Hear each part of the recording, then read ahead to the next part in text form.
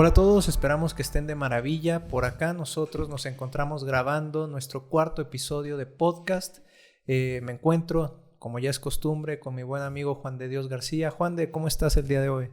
Hola Sergio, muy buenos días, tardes o noches para todos los que nos escuchan y bueno, pues muy contento de estar nuevamente aquí contigo para charlar de un tema también bastante interesante, así que no se despeguen, se va a poner bueno. Y vaya tema que les traemos el día de hoy. Bueno, un poco para contextualizarlos, normalmente, como lo hemos hecho en los episodios anteriores, cada uno de nosotros trae una investigación y nos podemos discutir sobre ella, ¿no? En una ocasión fue Juan, en otra yo. En nuestro episodio anterior, nuestro primer invitado Horacio trajo su investigación, pero en esta ocasión ambos traemos un poquito de lo que nos gustaría compartir con ustedes. Juan de tiene una cuestión histórica que le gustaría compartir y yo tengo algo respecto a testimonios que van directamente enlazados a nuestro tema de hoy, que es el comité secreto, ¿sí? Bien, Juan, ¿de qué va el comité secreto? ¿De qué trata? Pues yo creo que básicamente lo primero que quisiera mencionar previo a ya entrarle de lleno a este gran tema es justamente que tenemos que enmarcar el comité secreto dentro de los sucesos enmarcados en lo que se conoce historiográficamente como el movimiento psicoanalítico, ¿no? Y lo digo porque finalmente este comité secreto no es más que una organización o una suborganización, ahorita más adelante lo vamos a entender por qué, dentro de otras organizaciones psicoanalíticas fundadas a lo largo de la historia del psicoanálisis, ¿no? Como ejemplo prototípico tendríamos esta primera organización fundada por Freud de la Sociedad Psicológica de los Miércoles, en un momento epocal en donde Freud se dedicaba a empezar a construir y hacer su gran descubrimiento de lo inconsciente. En estas reuniones de los miércoles se daban cita grandes pensadores, pero no solo del área de las ciencias, sino también de las artes. Entonces, este tipo de organizaciones han surgido a lo largo del movimiento psicoanalítico en determinado momento bajo ciertas circunstancias. Sí, y también se han cerrado, ¿no? Se han clausurado de alguna manera y se crean otras. Exactamente. Entonces, si lo ponemos así en esa perspectiva, tenemos que posterior a lo que es la Sociedad Psicológica de los Miércoles, se va a fundar ya lo que es la Sociedad Psicoanalítica de Viena y posteriormente, más por 1910, se va a fundar la IPA, la gran IPA, ¿no? La Asociación Internacional de Psicoanálisis. Y posterior a la IPA, que sería la pieza clave del psicoanálisis o del movimiento psicoanalítico de forma internacional, se va a generar el comité secreto. En medio de todas estas instituciones, organizaciones, momentos del movimiento, aparece el comité, ¿no? Aparece el comité. Y ahí es donde quiero platicarles un poquito de algunas situaciones históricas que dan cuenta de ello, que dan cuenta del por qué se generó este comité secreto, ¿no?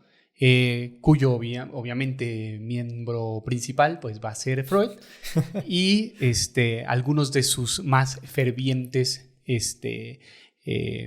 seguidores y discípulos. Favoritos. Los favoritos, claro, claro.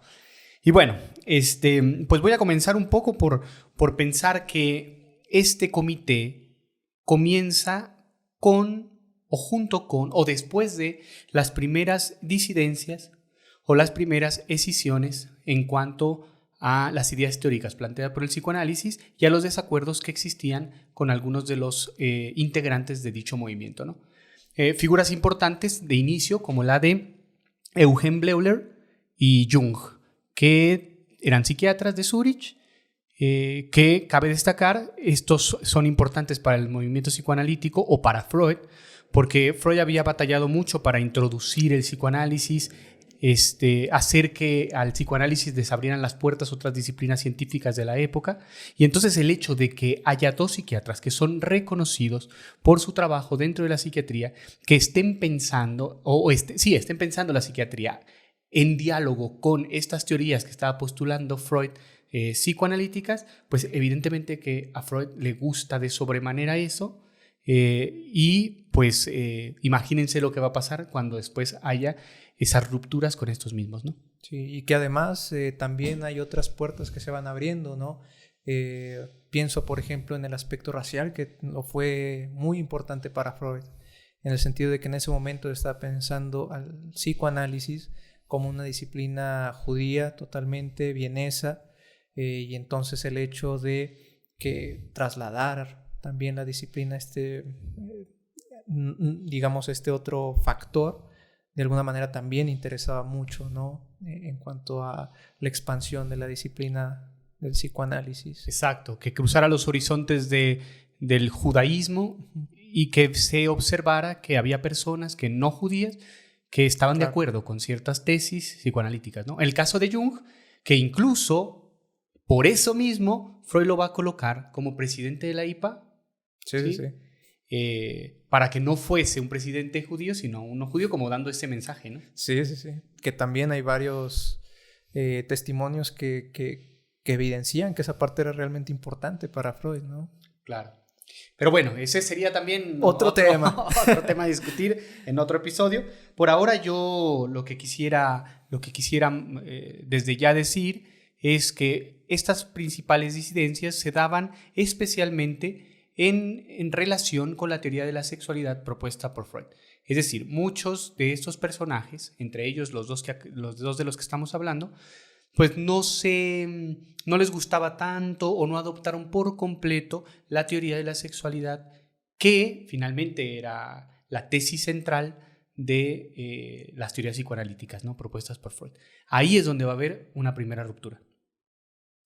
Y bueno, también por ahí históricamente, entre estas situaciones dimis y diretes, entre estas diferencias teóricas, va Bleuler a hacer una pregunta a Freud que Freud va a responder de manera interesante, y eso quiero que lo discutamos, Sergio.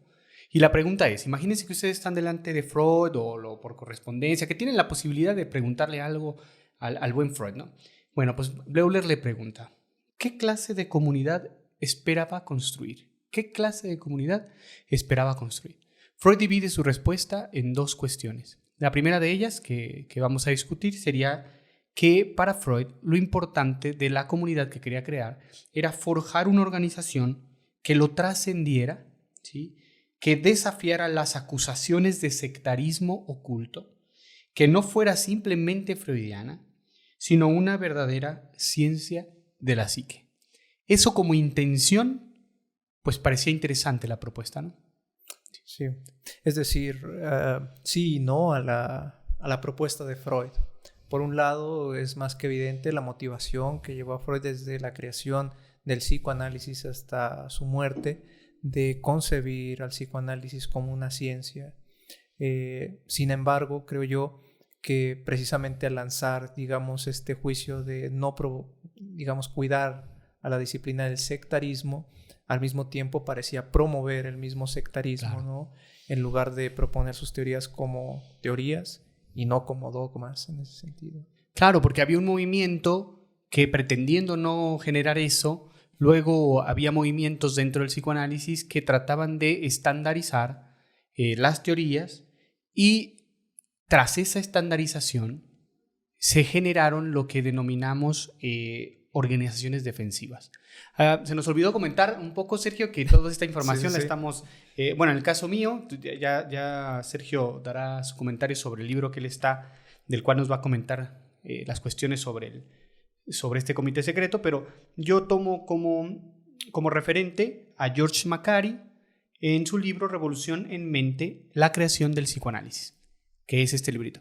Este librito que yo ampliamente recomiendo, porque no se queda como limpiando el movimiento psicoanalítico, sino que este autor se compromete con el lector en términos de decir cierta información que a veces se omite, porque evidentemente puede afectar el cómo vemos al psicoanálisis o al movimiento psicoanalítico, ¿no? Tal cual. Entonces este autor nos dice cosas que son interesantes para pensar no solo históricamente, sino actualmente los movimientos psicoanalíticos en nuestra época, ¿no?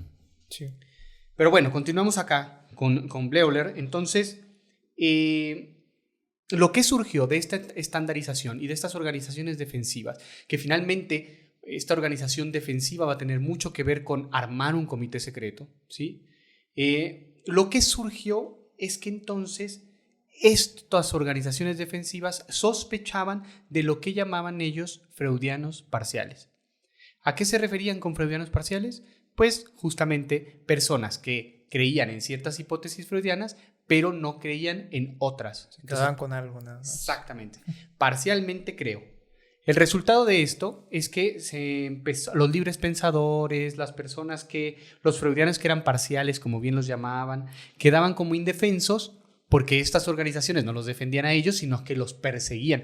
Ahorita esto me suena un poco a esta persecución de burbujas y demás, ¿no? Casi. Pero eso era algo que los dejaba como sin ese sustento del padre del psicoanálisis y de otros alrededor del mismo, que lo que me pareció también muy interesante era que a pesar de su valía para la causa, a pesar de que estos personajes... Exactamente.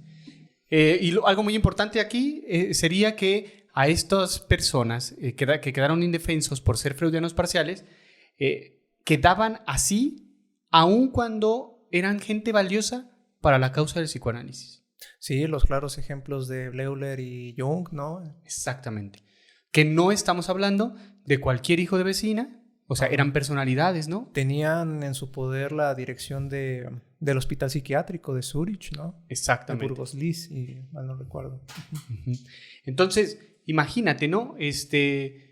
Por este afán de estandarización de la teoría, de persecución o de defender el psicoanálisis de otras personas que tal vez no estaban completamente de acuerdo en ciertas tesis freudianas, pues lo que hizo el movimiento fue excluir a personas que eran valiosas. Sí. Y que eso me parece sumamente importante, ¿no? Sí. Y bueno, Juan, antes de continuar precisamente con esta parte del comité secreto, a mí me gustaría platicar un poco, compartir con ustedes algunos testimonios precisamente de esta ruptura que sucedió con Bleuler. Para ello les voy a mostrar algunos testimonios que se encuentran incluidos en este libro que se llama El psicoanálisis, ciencia, terapia y causa, de Mustafa Safwat. Todo el libro en sí es muy interesante, pero en el capítulo 3 él profundiza precisamente en la parte del comité secreto y él recopila la correspondencia entre Freud y Bleuler, ¿no? Donde se dan grandes riñas precisamente al respecto de la teoría sexual. O sea, le dedica todo un capítulo a eso. Todo un capítulo le dedica el autor.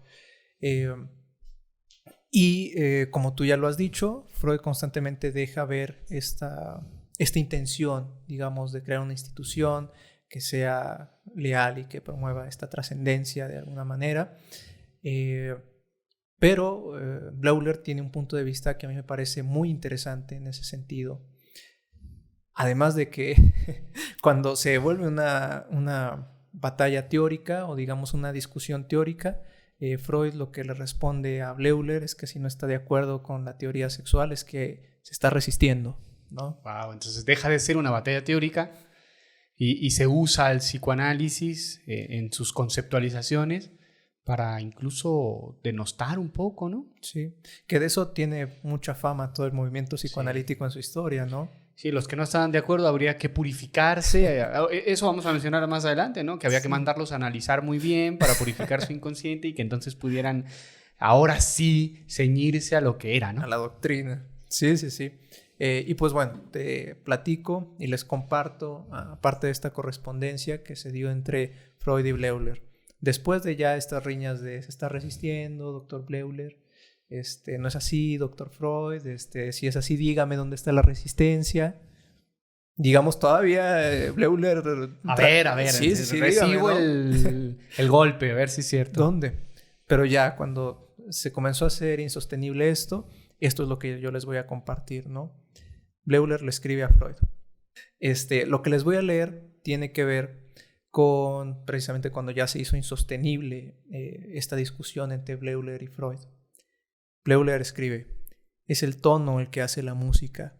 Los estatutos son de un exclusivismo que no aviene a mi carácter. Se pretende estar con gente como uno, pero si se aspira a una discusión científica y la intención es presentarse ante el público como una asociación científica, no se puede con anterioridad hacer imposible la discusión. Claro. Al contrario, sería necesario darle cabida. Bien importante. Sí. Freud deja en claro su posición, ¿no? Pero como ya lo hemos platicado, finalmente eso también es lo que ofrece una disciplina científica, ¿no? El hecho de que las hipótesis o las construcciones teóricas se puedan discutir, rebatir, proponer, reformular, y era algo que tal vez en ese momento la disciplina no permitía, ¿no? Y que ahí voy a introducir algo antes de que sigas que me pareció interesante, porque justamente, ¿sabes de qué también se empezó a dudar en estas situaciones y rupturas y diferencias? Se empieza a dudar de que mantener compromisos con otras disciplinas, incluso aquellas que ayudaron a la construcción del psicoanálisis o al pensamiento freudiano, se volvía poco fiable. O sea, adherirse a otras disciplinas, o sea, a generar ese diálogo, a generar el diálogo que finalmente es de lo que tú hablas, ¿no? Sí. Tengo una propuesta, pero se puede contraponer con otra, ¿no? Porque desde esta disciplina se puede pensar así, y esos diálogos que luego también se vuelven muy difíciles hoy en nuestros días, ¿no? Sí. Pero que finalmente nutren a una disciplina, ¿no? Porque una disciplina no puede sola en el aislamiento, ¿no? Sí. Y finalmente era lo que se estaba proponiendo. Exacto. Que la disciplina se cerrara cada vez más. Sí, totalmente. Por eso ya se hizo insostenible, digamos, precisamente esta interlocución que se venía generando con Bleuler. Lo que les voy a leer a continuación ya tiene que ver con lo último de la correspondencia. Plano, ya. Sí. La última palabra. Sí. Bleuler le dice a Freud: hay entre nosotros una diferencia que he decidido señalarle, aunque tema que con ello la posibilidad de llegar a un acuerdo sea aún más difícil para usted desde un punto de vista emocional. Es evidente que la meta y el interés de toda su vida han llegado a ser para usted establecer firmemente su teoría y lograr su aceptación. No subestimo, por cierto, su trabajo. Se lo compara con el de Darwin y Copérnico, y creo que tratándose de la psicología, sus descubrimientos son tan fundamentales como las teorías de esos hombres para otras ramas de la ciencia, ya se atribuya o no a los progresos del dominio psicológico el mismo elevado valor que en esos otros campos científicos. Esto es una cuestión de opinión subjetiva. A mi entender, una teoría no es más que una nueva verdad entre otras verdades. Tomo partido por ella porque la considero válida y me siento capaz de juzgarla, dado que trabajo en un campo vecino. Pero para mí no es un objetivo crucial que la validez de sus puntos de vista se reconozca algunos años más tarde o más temprano. Por lo tanto, estoy menos tentado que usted de sacrificar toda mi personalidad por el progreso de la causa. ¡Qué finura! Y con esto cierra, ¿eh? Qué fino, pero qué fino, porque finalmente dice cosas muy fuertes. Sí, pero de una manera a la altura. A la altura, exactamente. Sí. No que acá, pues no, pues es que te resistes. Sí, es cierto. Y ya con esto cierra, que también me parece una manera brutal de terminar con la correspondencia. Le escribe diciendo: pareciera pues que quien no está con nosotros está contra nosotros. El principio de todo o nada. Es necesario para las sectas religiosas y los partidos políticos. Puedo comprender esa política, pero la considero nociva para la ciencia. No hay una verdad última. Y eso es lo último de Bleuler. Qué genial, ya estamos a decir bleuriano en lugar de está freudano. Fuerte. Está fuerte, pero me parece que es una posición frente al saber y la verdad, ¿no? Sí. O sea, me parece una posición que yo incluso creo que es una posición en la que Devenir se ciñe un poquito más que a este doctarismo y demás, ¿no? Pero justamente con esto último que mencionas, con este dramático cierre epistolar entre Bleuler y Freud, viene la segunda de las respuestas que da Freud, muy ad hoc a esta situación que diagnostica de alguna manera Bleuler, ¿no? El buen Bleuler. Y es que otro de los objetivos o de la clase de comunidad que quería lograr Freud en respuesta a Bleuler era definir el campo y controlar a los analistas silvestres que sembraban el descrédito científico. La palabra controlar llama la atención, exactamente, ¿no? Que mira, yo lo pienso como ciertos toques de verdad, o no de verdad, es importante, ¿por qué? Porque finalmente Freud, todos conocemos la obra de Análisis Silvestre, ¿sí? En donde expone justamente que para poder llevar a cabo un proceso analítico, pues la persona, el analista, tiene que estudiar teoría, tiene que saber lo que hace. Bajo ese concepto yo digo, sí es cierto, ¿no? Tienes que estudiar, no nada más leerte un librito de Freud y pensar que con eso puedes aplicar todo un método que finalmente en ese punto me parece que es cierto. Pero no solo se quedaba en ese punto, esa es la bronca, ¿no? Sí. O sea, una cosa es que tengas que estudiar y conocer lo que vas a hacer o de lo que va el psicoanálisis, y otra cosa es que no puedas debatirlo y eso no puedas de alguna manera discutirlo, dialogar, ¿sí? Que ahí es donde me parece que empiezan los problemas, ¿no? Pero efectivamente sí había algunos analistas que sin haber estudiado realmente psicoanálisis estaban haciendo cosas en la clínica que sí desacreditaban mucho al psicoanálisis porque se hacían llamar psicoanalistas. En ese punto me parece que sí era un problema. Sí. ¿Sí? Es decir, tenemos dos lados de la moneda, ¿no? Por una parte, podríamos decir una cuestión razonable en el hecho de que frente a este nuevo método que se estaba incursionando como tratamiento, era necesario controlar quiénes la ejercían y la manera en que se ejercía. El otro lado, lo contrario, sería que entonces no se estaba aspirando a una disciplina como tal, sino a ser a estos analistas reproductores, por así decirlo, de la disciplina, ¿no? Exactamente.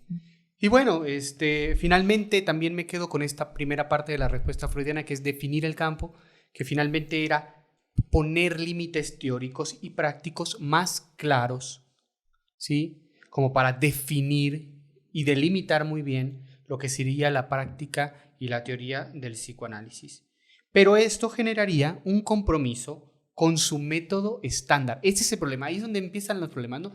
Porque delimitar tu disciplina no me parece algo que sea malo, pero si la búsqueda es generar una trascendencia de eso, más allá de las posibilidades que implican un diálogo constante con desertores, con personas que no estaban muy de acuerdo contigo, ahí es donde creo que el problema es más fino, ¿no? Muy, muy, muy fino. Entonces, lo que los comprometía a los psicoanalistas a adoptar su método estándar y su teoría para ser freudiano. Es decir, si querías denominarte freudiano, que eso ya es mucho decir, porque ¿por qué querrías denominarte freudiano? Sí, pero bueno, si querías hacerlo, había que adoptar tal cual la propuesta. Y tal vez lo que nosotros podríamos pensar era que se estaba produciendo un intento de verdad, ¿no? Me parece que el diagnóstico que hacía Bleuler era como muy conciso en ese sentido, de decir, para mí esto es una verdad dentro de muchas otras. Claro. Pero pareciera que entonces se quería delimitar una única verdad. Una que única se reprodujera verdad. Y se reprodujera. Y bueno, lo interesante, Sergio, es que a partir de todo esto que estamos como enmarcando históricamente, es que surge la Asociación Psicoanalítica Internacional. ¿Sí? ¿Por qué surge? Porque, bueno, había que generar una organización que defendiera estos estándares, estas personas que se están saliendo de Huacal, estas personas que están practicando un análisis silvestre, estos freudianos parciales que no creen en todas las propuestas teóricas. Había que generar, si querías control, había que generar una organización que controlara esas cuestiones, ¿sí? Y de ahí surge la Asociación Psicoanalítica Internacional. Pero esto, dice por ahí George Macari, que va a generar como claustrofobia para muchos, ¿no? Para muchos libres pensadores, para muchos que no estaban de acuerdo en toda la propuesta, va a generar esta especie de claustrofobia. Y ahí me voy a, incluido Esa claustrofobia incluido la va a sentir Jung como presidente de la Asociación Psicoanalítica Internacional. Me voy a permitir leer una pequeña cita. Dice, la ironía fue que aunque las propuestas de Nuremberg intentaban cerrar cualquier brecha entre ser un psicoanalista y ser totalmente fiel a Freud, produjeron el efecto contrario. Nuremberg cambió las fronteras y casi de la noche a la mañana los freudianos parciales se convirtieron en psicoanalistas no freudianos. El intento de Freud por cerrar filas originó grupos de renegados que trataron de apropiarse del psicoanálisis. O sea, queriendo proteger de esas disidencias, de que el psicoanálisis se perdiera en esas cosas. Muchos se fueron. Muchos dijeron, y entonces abrieron sus propias organizaciones psicoanalíticas, no freudianas, haciendo esta distinción. O sea, el psicoanálisis no es freudiano, el psicoanálisis es psicoanálisis. Y hace una pregunta, la cita, que me parece muy interesante, de decir, o eres psicoanalista o eres freudiano, ¿no? Está padre. ¿Sí? Hay un texto de Paula Orenazun que se llama Freudismo, y justamente hace un diagnóstico de cómo el freudismo le ha hecho daño al psicoanálisis con la imposibilidad de no poder separar el psicoanálisis de su otro nombre, que es Freud.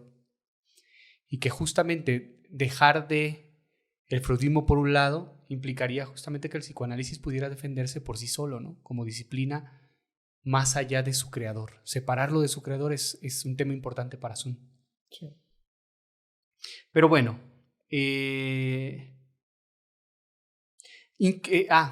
justo una de las organizaciones que surgieron a partir de estas cuestiones que acabo de leer la cita, es que se creó la Sociedad para el Psicoanálisis Libre. Vale. Ya, con eso imagínate, ¿no? La de Adler, ¿no? La de Adler, exactamente. La Sociedad para el Psicoanálisis Libre, que era una sociedad psicoanalítica que prescindía de la persona de Freud. Pero llama la atención esta última palabra, ¿no? Libre. Todo lo que implica. La otra no era libre. Sí, la otra era claustrofóbica, ¿no? Controladora. Sí. Nadie niega que la propuesta era subversiva y era interesante, ¿no? Pero tener que ceñirte por completo a lo que decía Freud era justamente lo que generaba esa no libertad, ¿no? Sí. Otra disidencia por ahí es de Adler. Esto en lo que yo leí, solamente esa fue más fácil para Freud, dice por ahí la historia, ¿no? Freud la resolvió haciéndola a un lado simplemente, así como que afirmando que la visión de Adler en realidad era inconsistente con la suya, y punto, ¿no? Sí. Sí. En 1912, Carl Jung se apartó de la visión de Freud acerca de la vida psíquica inconsciente, ¿sí? Y por ahí tengo una cita interesante, una carta de Jung a Jones. Jones, va a ser uno de los miembros del comité. De hecho, el que propone la idea del comité, sí, que históricamente, bueno, eso no me adelanto, pero la carta dice, de Jung a Jones. Lo peor era que yo claramente sentía que este trabajo estaba destinado a destruir mi amistad con Freud, un trabajo que él había hecho, ya que sabía que Freud nunca estaría de acuerdo con cualquier cambio en su doctrina. Y este es en realidad el caso. Está convencido de que mis pensamientos se encuentran bajo el dominio de un complejo paterno en su contra. Que él mismo propicia. Claro. Y de que todos son disparates de complejos. Me hubiera desmoronado de no haber estado preparado para eso. Pero lo estuve gracias a la lucha del último año en la que me liberé de lo que respecta al padre.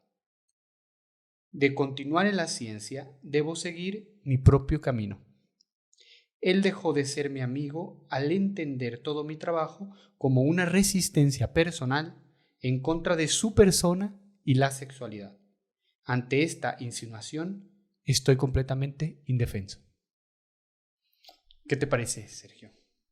Pues define muy bien y engloba, yo digo, cualquier crítica que se pueda armar dentro del psicoanálisis, ¿no? Así es como siempre se suele responder. Se está resistiendo a la teoría, ¿no? pero que finalmente lo que hace Jung deja el campo muy libre. Es decir, tengo que hacerlo yo solo. Claro. Tengo que seguir mi propio camino. Ahora, no olvidemos algo. Hay algo bien interesante. Porque recordemos que estas situaciones y diferencias se dan cuando Jung aún es presidente Sí. de la Asociación Psicoanalítica Internacional. Sí, sí, sí. Y además, en uno de los congresos lo reeligen. Sí, sí, sí. Aún con todos estos problemas, ¿no? Que es algo que históricamente se dice mucho, ¿no? Que realmente, por lo menos Freud en vida, todo presidente era como una fachada nada más, ¿no? Realmente el que movía los hilos siempre era Freud. Exactamente. Pero aún así, Jones, con esta cartita que le envió Jung, le va a decir a Freud, ¿no? Al papi el chisme. Le va a decir, le va a dar la noticia. Le va a dar el chisme a papi. Y entonces va a decir, oye, espérate, fíjate, esto está pasando y entonces el movimiento psicoanalítico tiene el riesgo de perder el control sobre la Asociación Psicoanalítica Internacional, que había sido creada para tener control sobre las disidencias. Se nos perdió el control. Sí, hemos perdido el control de todo, ¿no? O sea, la fundación que había sido generada para proteger al psicoanálisis, al ser uno de los disidentes, el presidente, Jones dice, estamos en riesgo. ¿Cuál es el diagnóstico? El problema que Freud y los freudianos dijeron era, el problema yacía en el analista no analizado. Fue su diagnóstico. Ese fue el diagnóstico. Y entonces, ¿cuál era la propuesta? Si el analista no estaba analizado, entonces, para poder volver a la estabilidad del movimiento, había que tener un incesante análisis. Y entonces, otro de los paladines freudianos, Ferenczi, propuso que un pequeño grupo de seguidores fuese analizado por el mismísimo Freud. ¡Hala! Para que no hubiera error. Exactamente, porque si fuese otro, pues no. ¿Quién mejor que Freud? Para autorizar. Exactamente. Que el mismo Freud. ¿Sí? Logrando, fíjate, esto es interesante. ¿Qué se quería lograr con que fueran analizados todos por Freud? Una élite purificada. ¡Hala! Analistas de élite. Claro que sí, ¿cómo no? ¿Sí? Para volver a poder tener el control del movimiento. ¿Sí?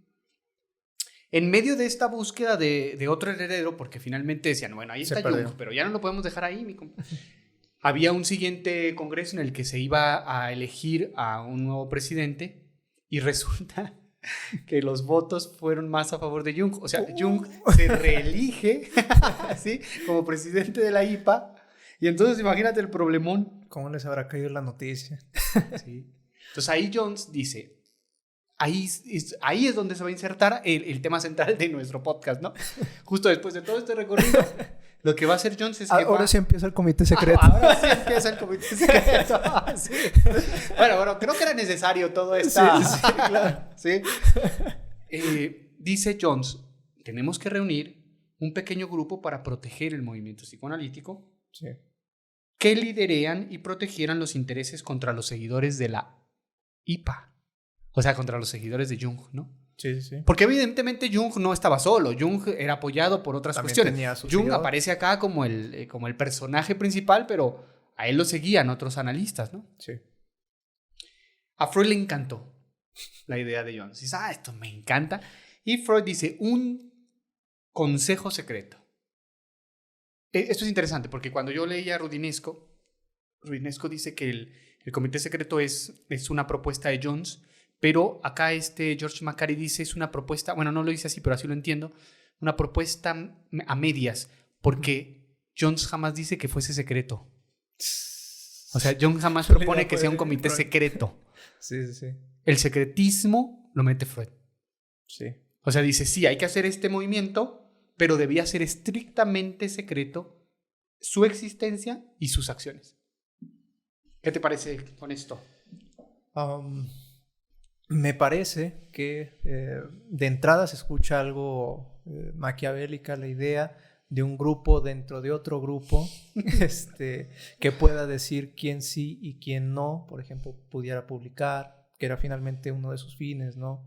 Quién pudiera o no llamarse psicoanalista, fuera de ya los estándares institucionales, ¿no? Si de por sí ya estaba la institución de por medio, ahora habría que agregar estos analistas de élite que sin tú saberlo te estaban juzgando si podías o no. Oye, porque me lo imagino que tú contento en la IPA, Sí, ¿no? ¿no? Pues yo soy miembro psicoanalítico, voy bien, ¿no? Y resulta que en el comité secreto te tenían fichado. Todo ¿no? señalado.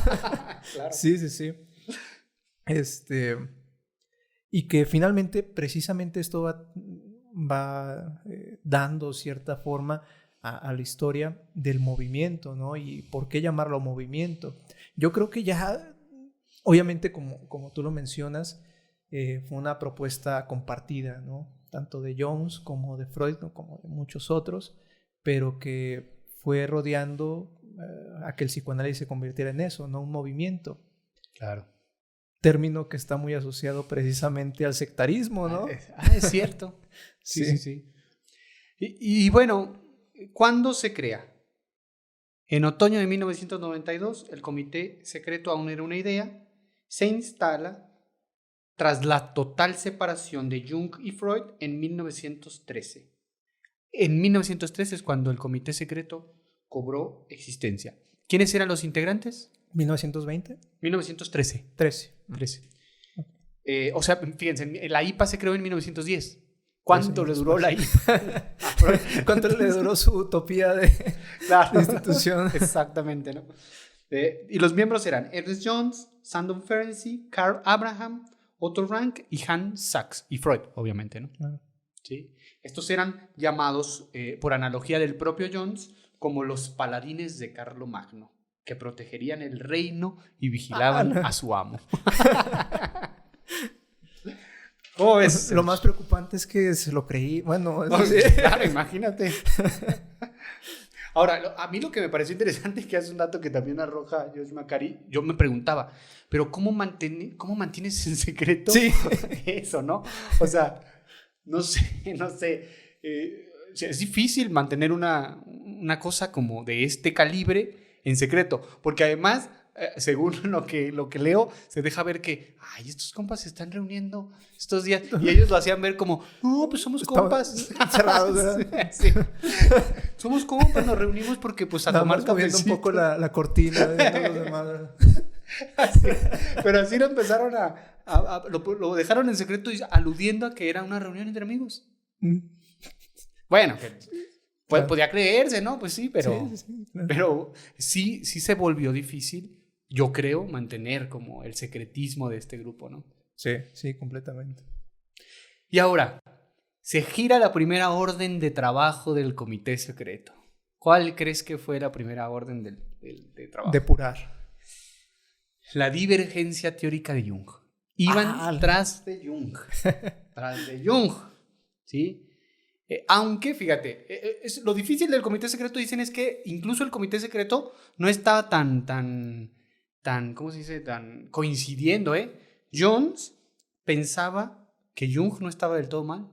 El propio Jung decía... Pero ahí fue con el chisme, ¿no? Pero fue con el chisme, claro. ¿Sí? Y hay una crítica. Jones está así como que, no, pues yo pienso que Jung no. Pero después de escuchar la crítica de Ferenczi, que fue letal al movimiento de Jung, que ahorita me voy a permitir leer. Fíjate. Sandon Ferenczi manifestó una crítica devastadora de la nueva teoría de Jung que el profesor le había pedido escribir. Le pidió que refutara a Jung. ¿Quién es el profesor? Freud. Dejaba poco espacio para la duda. Y dice Ferenczi, las desviaciones de Jung eran radicales y su principal preocupación no yacía en el psicoanálisis, sino en la salvación de la comunidad cristiana. Eso es lo que decía. Que Jung sí se mete mucho con la religión, sí. Y justo habla de esta parte de la cristiandad y demás, ¿no? Sí. De hecho, hasta hace un libro enfocado a Job, ¿no? Exactamente, sí. Pero lo atacan ahí, ¿no? Sí. Entonces, pues bueno, la primera orden de trabajo es esa. Vámonos contra Jung. ¿Por qué? Porque Jung estaba en la presidencia de la Asociación Psicoanalítica Internacional. En ese mismo momento, Freud está preparando su obra Tótem y Tabú. que va en contra, completamente en competencia con otro trabajo de Jung que estaba escribiendo en esa misma época. O sea, el propio padre del psicoanálisis iba con todo, ¿no? ¿Sí? Y es que entonces no era solo un trabajo de depuración, sino también de censura. Claro. Sí.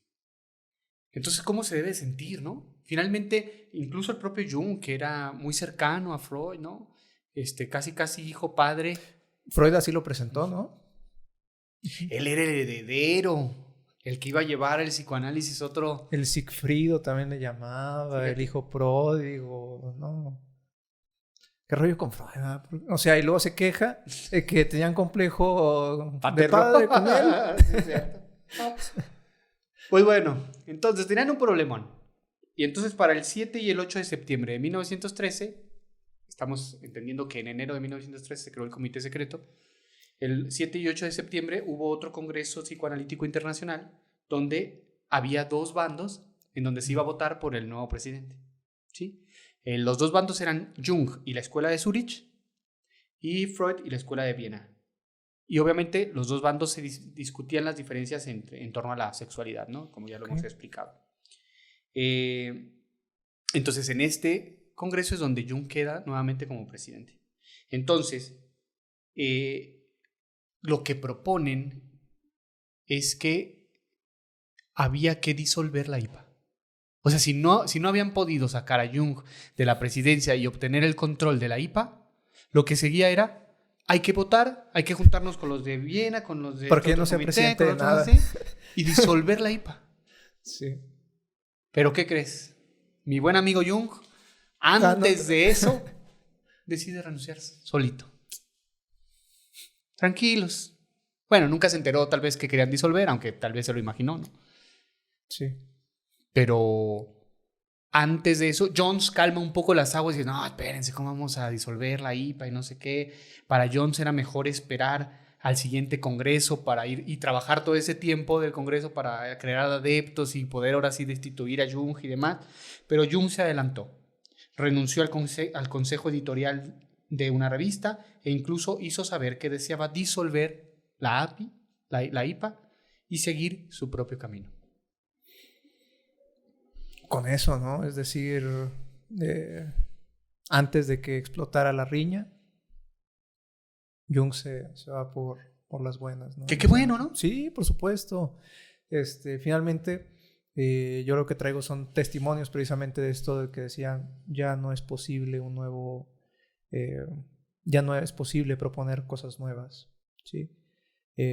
Por ejemplo, después de la partida de Jung, yo tengo por acá un testimonio de Gardiner, otro analista, que habla precisamente de lo que sucedía a nivel teórico, ¿no? Él dice, Abraham Gardiner, cualquier intento de renovación era mal recibido por aquellos que se habían establecido como los guardianes de la ortodoxia, Ya ves. que tenían interés en mantener su poder y su influencia, y solo podían hacerlo congelando el campo en su marco de referencia existente, por lo que descalificaban cualquier innovación. O sea, hay muchas personas que dan cuenta de estas circunstancias. Sí. Además, me parece que lo que opina Gardiner es que él sabía de la existencia de ese comité secreto, ¿no? Es que es lo que yo digo, ¿no? O sea, el comité secreto se va a disolver en 1927. Sí. O sea, del 13 al 27 y como que nadie supiera que había un círculo Juntándose siempre. Sí, totalmente. Ay, pues es una parte de la historia. Pero bueno, como hemos dicho en otros podcasts, ¿no? Se ve obviamente la parte humana. De todos los que rodearon en este momento a Freud, no únicamente a Freud. Exactamente. Pero finalmente, si algo nos sirve leer toda esta cuestión histórica, es precisamente poner atención, por lo menos yo creo que todos los que practicamos el análisis, obviamente pasamos por una institución, ¿no? Claro. Y obviamente al leer toda esta parte histórica podemos saber que no podemos estar enteramente de acuerdo con la institución, en algún sentido, porque ese es el objetivo, ¿no? Y de alguna manera lo que se nos deja entre las manos es hacer algo con esa historia, ¿no? moverla, movernos también, Claro. cambiar de posición frente a ella. Y también cómo vivimos la propia disciplina, ¿no? ¿Sabes? Pensar el estado del psicoanálisis actualmente, Sí, ¿no? totalmente. Porque, pues hoy en día sigue existiendo la IPA, ¿no? Sí. Pero hay un sinfín de movimientos psicoanalíticos que están por fuera de la IPA, Sí. o sea, y que no están bajo el control Y que de la igualmente IPA. reproducen eso, ¿no? El sectarismo, Claro. por ejemplo. Ajá. También. Es decir, yo creo que eso es algo que en la historia de las instituciones psicoanalíticas es difícil de escapar, ¿no? Ese factor sectario. Que tal vez tiene que ver con este componente más humano, más personal de este trascender, ¿no? Ujú. O sea, porque finalmente si el afán es descubrir, si el afán es el saber y la construcción constante, pues parecería que la lógica es que incluso se acepten ciertos giros teóricos y demás, que el propio Freud da cuenta de eso, ¿no? En su teoría hay muchos giros freudianos que evidentemente muestran que también tenía esta posición. Claro, Que fuera él el que lo dijera, ¿no? Claro. Porque si alguien más lo decía. Si alguien más no. Pero tal vez no solo ver por el saber o la verdad, por decirlo de alguna manera, sino por dejar algo, Sí. porque lo que tú digas en realidad siga trascendiendo después de tu muerte y demás, ya me parece otra cosa que queda por fuera. Totalmente, como dejarlo en el nivel personal, que tal vez es lo que podríamos diagnosticar que pasó con el buen Freud, ¿no? Claro. Volver el psicoanálisis algo totalmente personal, cualquier tipo de propuesta vivirse como un ataque personal también. Entonces en ese sentido se vuelve algo imposible de cambiar, ¿no? Pues todos los que nos escuchan y que son gustosos o que del psicoanálisis, que pertenecen a algún movimiento, que han estudiado en alguna institución, pues la invitación es a reflexionar todas estas cuestiones, Claro. ¿no? No son datos históricos solamente por mostrar la historia del movimiento, sino por pensar nuestra propia época en cuanto a este movimiento psicoanalítico hoy día, ¿no? Totalmente. No sé si quieras cerrar con alguna cuestión que haya quedado en el tintero, Sergio. Únicamente recalcar esta cuestión de una autocrítica, ¿no? A todos aquellos que podamos estar aplicando y conociendo respecto al psicoanálisis, ¿no? Porque nuevamente yo creo que estas cuestiones tan sutiles de persona y persona se siguen repitiendo. Claro. Y pues bueno, les agradecemos mucho que nos estuvieran viendo, escuchando el día de hoy. Realmente es un tema que da para mucho más y posiblemente hagamos algo más. Jung, Ferenczi, Claro, cada o las relación propias- era... Otras asociaciones que hemos visto, ¿no? Sí. La de los miércoles, que era la que daba inicio, ¿no? Sí. Que incluso ya en la charla que tuvimos por ahí con un colega de Culiacán, él menciona que esa era la propuesta original de escuela más que de institución, o sea, un lugar donde se promoviera la construcción constante, ¿no? Luego ya, una vez creado el psicoanálisis, pues surge esta posibilidad de institucionalizar lo ya creado y tal vez ahí es de donde vienen muchas cuestiones de las que hablamos hoy, ¿no? Tenemos que pensarlas y seguirlas pensando. Pues Pero bueno, escúchenos la próxima semana con otro episodio más. Un saludo a todos. Nos vemos.